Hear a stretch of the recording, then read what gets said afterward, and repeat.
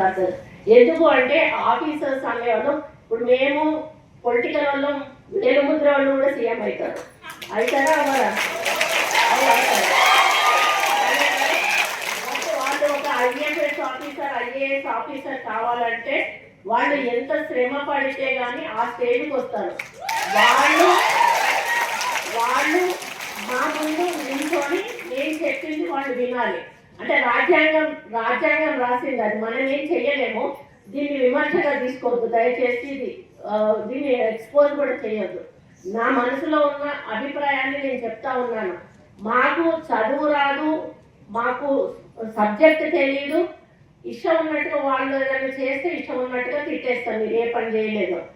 దానికి రూలు ఒప్పుకోకపోవచ్చు, దానివల్ల వాళ్ళు చేయకపోవచ్చు. అట్లా అని అందరు అట్లా ఉంటారన్నాడు. కొంతమంది రూల్ పొజిషన్ ఉన్న చేయని ఆఫీసర్లు కూడా ఉంటారు, వాళ్ళు కొంత అడమెంట్ ఉంటారు. అట్లాంటి వాళ్ళని అనడంతో తప్పలేదు.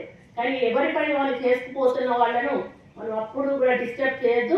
మనం రూల్స్ ప్రకారం వెళ్ళాలి అని చెప్పి మరి ఎప్పుడు కూడా నేను సపోర్ట్ చేస్తాను. ఎందుకంటే మా నాన్న ఇంజనీర్గా ఉన్నప్పుడు ఎంతోమంది కాంట్రాక్టర్స్ వచ్చి మా నాన్నని బిల్లు చేయకపోతే రోడ్డు బిల్లు తిట్టిన సందర్భాలు మేము కళ్ళారా చూసాం. కాబట్టి వాళ్ళ బాధ ఎట్లుంటుందో మాకు అర్థమవుతుంది. కాబట్టి నేను ఆఫీసర్స్ అంటే చాలా రెస్పెక్ట్ ఇస్తాను. ఇప్పుడు మీరు కూడా ఒక మంచి ఇన్స్టిట్యూట్లో చదువుకున్నారు అంటే నాకు ఇట్లాంటి ఇన్స్టిట్యూట్ ఒకటి ఉంటుందని ఇక్కడికి వచ్చి ఇప్పుడు వాళ్ళు వివరించేదంతా కూడా తెలియదు.